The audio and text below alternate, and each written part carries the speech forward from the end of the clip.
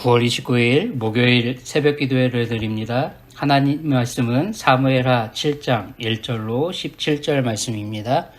여호와께서 주의 모든 원수를 무찌르사 왕으로 궁에 평안히 살게 하신 때에 왕이 선지자 나단에게 이르되 볼지어다 나는 백향목 궁에 살거늘 하나님에게는 휘장 가운데 있도다. 나단이 왕께 아뢰되 여호와께서 왕과 함께 계시니 마음에 있는 모든 것을 행하소서 하니라. 그 밤에 여호와의 말씀이 나단에게 임하여 이르시되 가서 내 종 다윗에게 말하기를 여호와께서 이와 같이 말씀하시되 네가 나를 위하여 내가 살 집을 건축하겠느냐. 내가 이스라엘 자손과 애굽에서 인도하여 내던 날부터 오늘까지 집에 살지 아니하고 장막과 성막 안에 다녔나니 이스라엘 자손과 더불어 다니는 모든 곳에서 내가 내 백성 이스라엘을 먹이라 명령하곤 이스라엘 어느 지파들 가운데 하나에게 내가 말하기를 너희가 어찌하여 나를 위하여 백향목 집을 건축하지 아니하였느냐 말하였느냐. 그러므로 이제 내 종 다윗에게 이와 같이 말하라. 만군의 여호와께서 이와 같이 말씀하시기를 내가 너를 목장 곧 양을 따르는 데에서 데려다가 내 백성 이스라엘의 주권자로 삼고 네가 가는 모든 곳에서 내가 너와 함께 있어 네 모든 원수를 네 앞에서 멸하였은즉 땅에서 위대한 자들의 이름같이 네 이름을 위대하게 만들어주리라. 내가 또 내 백성 이스라엘을 위하여 한 곳을 정하여 그를 심고 그를 거주하게 하고 다시 옮기지 못하게 하며 악한 종류로 전과 같이 그들을 해하지 못하게 하여 전에 내가 사사에게 명령하여 내 백성 이스라엘을 다스리던 때와 같이 아니하게 하고 너를 모든 원수에게서 벗어나 편히 쉬게 하리라. 여호와가 또 내게 이루노니 여호와가 너를 위하여 집을 짓고 내 수완이 차서 내 조상들과 함께 누울 때에 내가 네 몸에서 날 네 씨를 네 뒤에 세워 그의 나라를 견고하게 하리라. 그는 내 이름을 위하여 집을 건축할 것이요 나는 그의 나라 왕위를 영원히 견고하게 하리라. 나는 그에게 아버지가 되고 그는 내게 아들이 되리니 그가 만일 죄를 범하면 내가 사람의 매와 인생의 채찍으로 징계하려니와 내가 네 앞에서 문란하게 한 사울에게서 내 은총을 빼앗은 것처럼 그에게서 빼앗지는 아니하리라. 네 집과 네 나라가 내 앞에서 영원히 보존되고 네 왕위가 영원히 견고하리라 하셨다 하라. 나단이 이 모든 말씀들과 이 모든 계시대로 다윗에게 말하니라. 아멘. 어제 살펴봤던 미갈과 다윗 사이에 오고 간 대화를 이끌어가는 핵심 가치가 있다면 그건 성로가 생각하고 있는 품격의 차이일 겁니다. 사람이 타고난 성품이나 사물이나 행동에서 느껴지는 품위를 말하는 이 품격 말이죠. 미갈이 다윗에게 요구하는 온 이스라엘을 다스리고 통치하는 왕으로서의 단정한 모습이나 품위 있는 언행을 통해 드러냈으면 했던 왕의 자리에 걸맞지 않았던 다윗의 모습을 보고 바로 미갈은 멸시하고 업신 여겼던 겁니다. 다윗은 비록 자신이 모든 사람들을 다스리고 통치하는 왕의 자리에 있었다 하더라도 자신의 모든 걸 가능케 하신 분, 자신에게 주신 그분이 하나님이시기에 다윗은 왕으로서의 체면도 수치도 따지지 않고 하나님만을 바라보고 섬기며 찬양하는 그 자리에서 하나님을 기뻐하시는 그 자리에 머물겠다고 자신의 품격이 거기에 있다고 선언했던 겁니다. 이렇게 살아가는 다윗에게 우리 하나님은 당신의 약속, 언약을 신실하게 지켜주고 계십니다. 1절 여호와께서 주의 모든 원수를 무찌르사 왕으로 궁에 평안히 살게 하신 때에 바로 오늘 말씀은 이렇게 요약해 말하고 있지 않습니까? 주의 모든 원수를 무찌른 것이 다윗이 아니라 여호와 하나님께서 섭리하시고 통치하시며 주신 은혜로 인해 가능했다고 이렇게 짧은 글로 요약해 말하고 있다는 사실입니다. 우리 하나님은 이렇게 말씀하시죠. 9절에 네가 가는 모든 곳에서 내가 너와 함께 있어 네 모든 원수를 네 앞에서 멸하였은즉 땅에서 위대한 자들의 이름과 같이 네 이름을 위대하게 만들어 주겠다라고 말이죠. 다윗과 함께 하시며 모든 승리를 주신 분은 바로 하나님이시라 스스로 말씀하고 계십니다. 앞으로도 다윗의 이름을 이전에 승리를 주셨던 그 하나님의 능력을 통해서 위대하게 만들어 주실 거라 하나님의 계획을 또한 말씀하시며 약속하고 계시기도 한 거죠. 저희는 레위기를 읽어보면서 주위의 모든 원수를 무찔러 주시는 이 하나님의 계획을 이미 보았고 들었고 알고 있었습니다. 레위기 26장 6절 9절의 말씀에 이렇게 말하거든요. 내가 그 땅에 평화를 줄 것인즉 너희가 누울 때에 너희를 두렵게 할 자가 없을 것이며 내가 사나운 짐승을 그 땅에서 제할 것이요 칼이 너희의 땅에 두루 행하지 아니할 것이며 너희의 원수들을 쫓으리니 그들이 너희 앞에서 칼에 엎드러질 것이라. 또 너희 5이 100을 쫓고 너희 100이 10,000을 쫓으리니 너희 대적들이 너희 앞에서 칼에 엎드러질 것이며 내가 너희를 돌아보아 너희를 번성하게 하고 너희를 창대하게 할 것이며 내가 너희와 함께한 내 언약을 이행하리라. 아멘. 우리 하나님은 이렇게 약속하시지 않았습니까? 바로 우리 하나님은 이 약속을 다윗에게도 지금 신실하게 지켜주고 계신 겁니다. 왜 그럴까요?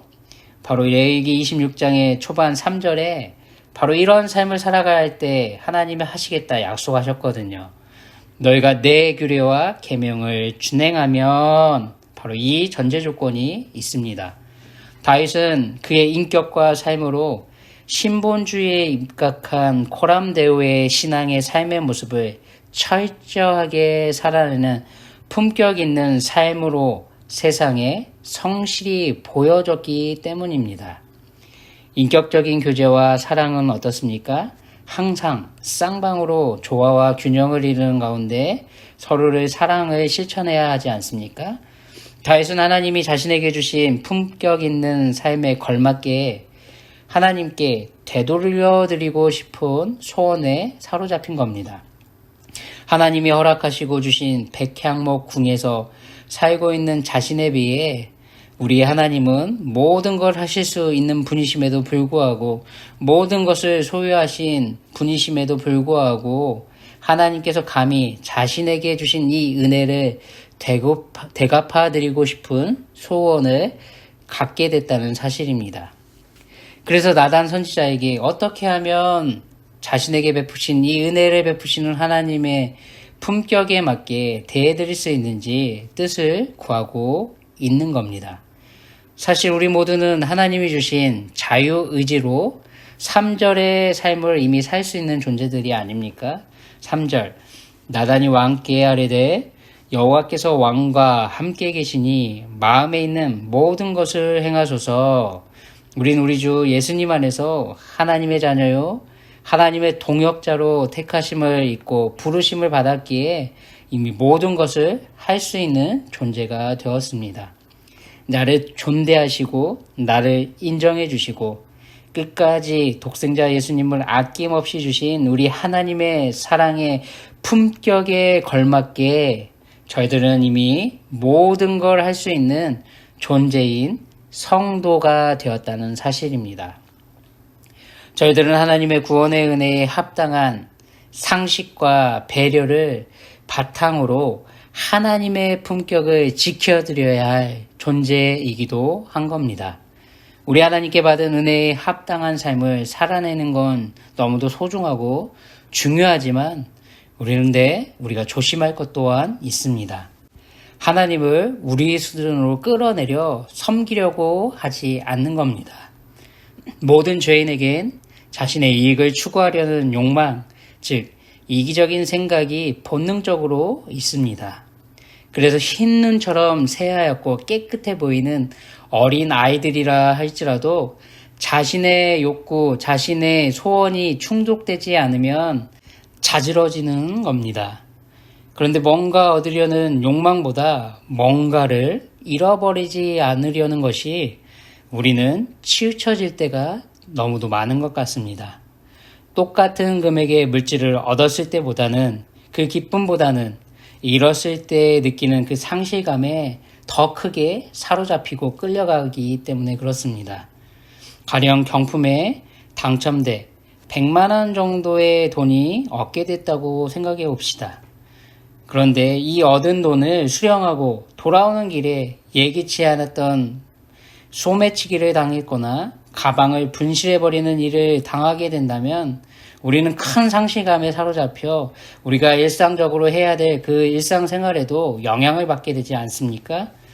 사랑할 때 그 무엇을 마음이든 정성이든 시간이든 그 무엇도 주어도 아깝지 않고 목숨까지도 내어줄 놓을 기세였다 하더라도 사랑도 잃고 사람도 잃게 될 것 같은 위기를 마주하게 된다면 우리는 이기적인 이 생각과 욕망에 사로잡혀 본전 생각에 사로잡힐 때가 종종 있기도 한 것 같습니다. 하지만 우리 하나님에겐 우리의 이 연약함은 전혀 없습니다. 이것이 우리에게 있는 소망입니다. 우리 하나님은 단 한 번도 물질적인 대가를 하나님이 먼저 하나님의 자녀들에게 성도들에게 주시지 않은 상태에서 요구하신 적이 없습니다.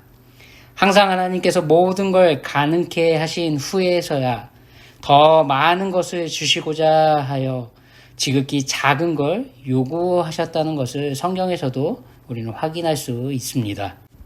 성경을 보면 우리 하나님은 단 한 번도 하나님이 머무르실 집을 달라고 요구하신 적이 없습니다. 이스라엘과 함께 거하시고 사시는 그 길을 결정하시고 인도에 가실 때에도 우리 하나님은 똑같이 이스라엘 사람들처럼 장막에 임재하시며 함께 하신 분이십니다. 우리 하나님은 늘 밑빠진 독과 같은 우리들의 마음속에 우리들의 삶에 하나님의 모든 에너지와 열정을 독생자 예수님도 아끼지 않으시고 주신 분이 아니십니까? 하나님께 성전을 지어드리겠다는 다윗에게 우리 하나님은 오히려 11절로 13절대로 모든 원수에게서 벗어나 편히 쉬게 하시고 여호와 하나님께서 다윗을 위하여 집을 지으시고 나라도 견고하게 하시고 왕위도 영원히 견고하게 하시겠다는 더 많은 약속으로 되돌려주고 계신 분이십니다. 다윗에게 있는 무거운 짐, 혹 사울왕처럼 자신을 버리시진 않을까, 자신의 자녀들을 버리시진 않을까 하는 이 고민도 우리 하나님은 타파해 주고 계시지 않습니까? 14절로 15절 나는 그에게 아버지가 되고 그는 내게 아들이 되리니 그가 만일 죄를 범하면 내가 사람의 매와 인생의 채찍으로 징계하려니와 내가 네 앞에서 물러나게 한 사울에게서 내 은총을 빼앗은 것처럼 그에게서 빼앗지는 아니하리라 이렇게 말씀하고 계신 분이십니다. 저희는 16절대로 내 집과 네 나라와 내 앞에 영원히 보존되고 네 왕위가 영원히 견고하리라 하신 이 약속의 의미가 무엇인지 알고 있습니다. 이 약속은 메시아, 즉 우리 예수님 안에서 이미 성취됐다는 걸 우리는 알고 있습니다. 우리 예수님을 통해 영원한 생명과 예수님과 함께 영원히 통치하는 하나님의 자녀 삼아주신 구원이 이미 십자가 안에서 성취됐음을 저희들은 알고 있다는 사실입니다. 우리 하나님이 예수님 안에서 우리에게 주신 구원은 우리의 삶과 행동을 따라 달라질 수도 사라질 수도 빼앗길 수도 있는 게 절대 아니라는 것을 바로 이 말씀을 통해 우리는 듣고 있는 겁니다. 우리 하나님은 오늘 말씀을 통해 우리들에게 다시 들려주십니다. 우린 우리에게 예수님 안에서 주신 영원한 구원의 은혜를 베풀어 주신 하나님의 이 사랑과 신실하심에 걸맞게 삶을 살아내야 할 세상과 구별된 품격 있는 성도들이라는 사실을 잊어서는 안 됩니다. 우리의 시간과 물질, 에너지, 힘과 노력으로 하나님을 섬겨드리고 다윗처럼 하나님으로 인해 세상을 의식하지 않고 찬양 드릴 수 있는 세상이 상상할 수도 없는 그 은혜를 받은 성도들이기에 그렇습니다. 하지만 여전히 죄에 걸려 넘어질 연약함 또한 우리들에게 있기에 하나님의 은혜 가운데서 가려짐 받은 죄성이 여전히 우리는 자유롭지 못하다는 이 사실 앞에 하나님의 품격에 걸맞는 삶을 살아내야 하는 성도로서 이 품격, 14절의 말씀에 합당하게 우리가 반응하고 순종하는 우리의 믿음과 신앙의 삶이 아닐까 싶습니다. 14절, 나는 그에게 아버지가 되고 그는 내게 아들이 되리니 그가 만일 죄를 범하면 내가 사람의 매와 인생의 채찍으로 징계하려니와. 아멘. 즉 죄가 가득한 세상의 이 구조 속에서 그리고 우리에게 내재된 이 죄의 미혹 앞에서 우리의 삶에 고난과 역경은 피할 수 없습니다. 어떠한 상황과 형편에 처해진다 하더라도 하나님이 우리 아버지 되신다는 이 은혜의 진리 앞에서 우리 하나님은 아버지이시기에 우리를 훈육하시고 우리가 좀 더 나은 모습으로 성장하고 성숙되기 위해서 성령 하나님의 은혜 안에서 우리를 인도하심으로 사람의 매와 인생의 채찍을 우리에게 허락하신다는 바로 이 말씀을 우리가 숙연히 감당하고 받아들이며 바로 이 말씀대로 죄를 범해 그런 자리에 나아가지 않기 위해 죄와 피 흘리기까지 최선을 다해 싸워오는 성도의 품격을 세상에 보여줘야 할 줄 믿습니다. 오늘도 우리의 모든 걸 우리에게 누리고 소유할 수 있도록 주시고 가능케 하시는 분은 바로 그 하나님을 아시는 지식 가운데서 하나님의 약속이 청취되시는 은혜가 넘치시는 하루 되시길 소원합니다. 독생자 예수님을 우리를 대신해 십자가에서 아낌없이 내어주시고 끝까지 우리를 사랑하시며 영원한 생명 주시는 하나님의 품격에 걸맞게 세상과 구별된 성도로서의 품격을 지켜내시고 누리시게 되시길 예수님의 이름으로 축복합니다. 하나님 아버지, 우리의 삶을 하나님의 은혜 아래에서만 지탱되고 보존케 하심에 감사드립니다. 우리의 모든 것은 하나님께서 주신 겁니다. 하나님의 자녀로 세상과 구별된 성도로 살아가는 것도 하나님의 은혜 가운데 허락하신 겁니다.